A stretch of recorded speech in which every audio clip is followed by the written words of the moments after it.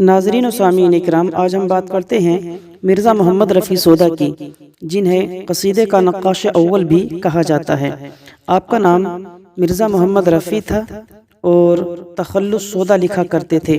مرزا محمد رفیع سودا سن 1712 میں دہلی کے اندر پیدا ہوئے اور 27 جون 1781 میں لکھنؤ کے اندر وفات پائی۔ مرزا محمد رفیع سودا کا انتقال کے بارے میں لکھا ہے اور کہا جاتا ہے کہ کثرت آم کھانے کی وجہ سے آپ کا انتقال ہوا تھا، اور آپ کے انتقال پر آپ کے استاذ شاہ حاتم نے کہا تھا کہ آج ہمارا پہلوان سخن مر گیا۔ سودا کے والد کا نام محمد شفیع تھا، جو دہلی کے اندر تجارت کیا کرتے تھے۔ مرزا محمد رفیع سودا کے والد کے پیشے یعنی سوداگری کی نسبت سے آپ نے اپنا تخلص سودا اختیار کیا تھا۔ سودا کے اجداد کا پیشہ سپاہ گیری تھا اور ان کا تعلق بخارا سے تھا۔ مرزا محمد رفیع سودا کے بیٹے کا نام میر غلام حیدر مجذوب تھا، اور مرزا محمد رفیع سودا کو ترکی، عربی اور فارسی میں مہارت تامہ حاصل تھی۔ عبدالغفور نصاح اور جگناتھ پرشاد کا بیان ہے کہ سودا کو نواب آصف الدولہ نے ملک الشعراء کا خطاب دیا تھا، لیکن خلیق انجم نے اسے غلط کہا ہے۔ ہاں، میر تقی میر مرزا محمد رفیع سودا کو ہمیشہ ملک الشعراء مانتے تھے، یعنی شاعروں کے بادشاہ۔ سودا نے ابتداءً فارسی میں شاعری شروع کی تھی اور خان آرزو سے اس کی اصلاح لی تھی۔ خان آرزو کے کہنے پر اردو شاعری کی طرف آپ متوجہ ہوئے تھے۔ مرزا محمد رفیع سودا کو کتے پالنے کا بہت شوق تھا اور یہ شوق آخری عمر تک قائم رہا۔ مرزا محمد رفیع سودا نے دہلی میں 3 کتیاں پال رکھی تھیں جن سے انہیں بے انتہا محبت تھی۔ ان کتیوں کی خاطر ہمسایوں کی گالیاں بھی کھانا پڑیں۔ جبکہ یہ کتیاں مری تو سودا کو بہت زیادہ افسوس بھی ہوا۔ کلیات میر میں ایک ہجو عاقل نام نہ کسے کہ بسگا نے ان سے تمام داشت کے نام سے، جو میر نے سودا پر کہی ہے۔ میر نے اپنی ہجو میں لکھا ہے کہ سودا کتوں کے پیچھے دیوانے رہتے ہیں۔ میر کی ہجو کا جواب سودا نے 10 بندوں کی ایک مخمس میں دیا ہے۔ سودا شجاع الدولہ کے زمانے میں فیض آباد گئے تھے اور اس کے دربار سے وابستہ ہو گئے تھے، اور یہ بات بھی یاد رہے کہ شجاع الدولہ نے سودا کے لیے 200 روپے ماہوار کے مقرر کیے تھے، جو کہ ایک ان کی سیلری کے طور پر طے کیے گئے تھے۔ سودا آصف الدولہ کے زمانے میں فیض آباد سے لکھنؤ آ گئے تھے۔ مرزا محمد رفیع سودا کو آصف الدولہ کی سرکار سے 200 روپے ماہانہ ملتے تھے اور میر کو بھی 200 ہی روپے ملا کرتے تھے۔ یہ بات اچھی طرح ذہن نشی کر لیں۔ اردو غزل میں خارجیت، زور بیان، نشاط آمیز لب و لہجہ سودا ہی کی دین ہے۔ قائم چاندپوری صاحب مخزن نکات سودا کے شاگرد تھے۔ سودا نے پہلی بار مسدس کی شکل میں مرثیہ کہا ہے۔ خصوصیت کے ساتھ مرزا محمد رفیع سودا نے رسول کریم صلی اللہ علیہ وسلم، حضرت فاطمۃ الزہرا، حضرت علی، دیگر ائمہ کرام کے علاوہ اور بھی بہت سارے لوگوں کی شان میں قصیدے کہے تھے۔ مرزا محمد رفیع سودا کو فارسی شعراء انوری اور عرفی کے برابر سمجھا جاتا ہے۔ مرزا محمد رفیع سودا نے فارسی کے مشہور قصیدہ نگاروں خاقانی، انوری اور عرفی کے قصیدوں کے ذیل میں قصیدے کہے ہیں۔ مرزا محمد رفیع سودا نے اتنے قصیدے لکھے ہیں کہ بہت ہی زیادہ ان کا شمارہ کیا جاتا ہے۔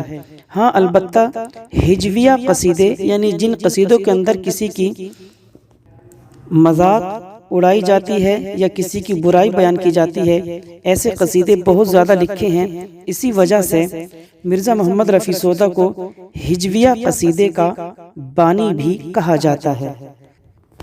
مرزا محمد رفیع سودا کے جو مشہور قصائد ہیں وہ ہیں، ایک تو لامیہ قصیدہ، قصیدہ باب الجنہ، قصیدہ کوہ پیکر، رزمیہ بہار، صبح صادق، تضحیک روزگار اور سبیل ہدایت۔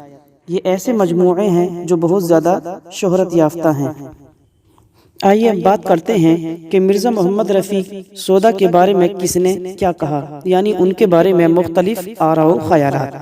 میر تقی میر نے مرزا محمد رفیع سودا کو سرآمد شعرائے ہندی کہا ہے۔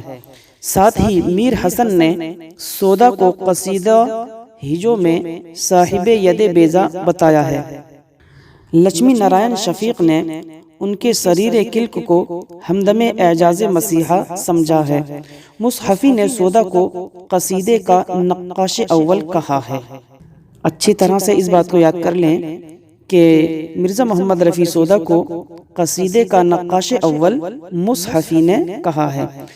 قصیدہ تو خط مرزا سودا پر ہوا، یہ بات ان کے متعلق صاحب گلشن ہند مرزا علی لطف نے کہی تھی۔ محمد حسین آزاد کہتے ہیں کہ مرزا محمد رفیع سودا اس میدان میں فارس کے نامی شہسواروں کے ساتھ عنان در عنان ہی نہیں گئے، بلکہ اکثر میدانوں میں فارس کے لوگوں سے آگے بھی نکل گئے، یعنی قصیدہ کہنے میں۔ اور کہتے ہیں امداد امام اسد کہ اگر سودا نہ ہوتے تو اردو قصیدے کو زیر بحث لانا بھی فضول ہوتا۔ اچھی طرح اس بات کو یاد کر لیں۔ اور عبدالسلام ندوی کہتے ہیں کہ اردو قصیدہ نگاروں میں سودا سب کے سرخیل ہیں۔ مولانا عبدالحی گل رانا کہتے ہیں کہ قصیدوں میں وہ واقعات کو اس بے تکلفی سے اور سادگی سے نظم کرتے ہیں کہ دوسرا شخص مثنوی میں بھی اس طرح نظم نہیں کر سکتا۔ اور احتشام حسین نے لکھا ہے کہ مرزا محمد رفیع سودا اپنے قلم کی نوک زہر میں بجھا لیتے تھے اور نظموں سے آگ کی لپٹیں نکلنے لگتی تھیں۔ اور لالا سری رام یہ بھی بہت بڑے آدمی گزرے ہیں۔ وہ کہتے ہیں کہ اردو میں قصیدہ گوئی کا موجد اگر کسی کو کہہ سکتے ہیں تو وہ صرف مرزا محمد رفیع سودا کی ذات ہے، جن کے زور قلم نے عالم سخن میں دھاک بٹھا دی، اور مقطوع الجواب قصائد سن کر مخالفین نے بھی ان کا لوہا مان لیا۔ یہ بہت بڑی بات ہے کہ جو لالا سری رام نے کہی ہے۔ اور احتشام حسین صاحب نے کہا ہے کہ مرزا محمد رفیع سودا کی نظموں کا تجزیہ تفصیل سے کیا جائے تو عوام خصوصاً مسلمانوں کے انداز معاشرت کا خاکہ بہت صفائی سے کھینچا جا سکتا ہے۔ محمد حسین آزاد نے آب حیات میں لکھا ہے کہ خان آرزو نے کہا تھا کہ مرزا فارسی اب تمہاری زبان مادری نہیں، اس میں ایسے نہیں ہو سکتے کہ تمہارا کلام اہل زبان کے مقابل میں قابل تعریف ہو، طبع موضوع ہے، شعر سے مناسبت رکھتی ہے، اور تم اردو کہا کرو تو یکتائے زمانہ ہو جاؤ گے۔ لہٰذا تبھی سے انہوں نے اردو شاعری بھی شروع کر دی۔ یہ بات محمد حسین آزاد نے کہی تھی۔ اور یہ جو عوام میں مشہور ہے کہ مرزا محمد رفیع سودا کا قصیدہ غزل سے بہتر ہے، یہ محمل بات ہے۔ فقیر یعنی شیفتہ صاحب کہتے ہیں کہ میرے خیال سے تو ان کی غزل قصیدے سے بہتر ہوتی ہے اور قصیدہ غزل سے بہتر ہوتا ہے۔ مرزا محمد رفیع سودا کے بارے میں یہ بات نواب مصطفیٰ خان شیفتہ صاحب نے کہی تھی۔ مرزا محمد رفیع سودا کی شاعری میں غزل کی دیو مالا کا مخصوص منظرنامہ نظر آتا ہے۔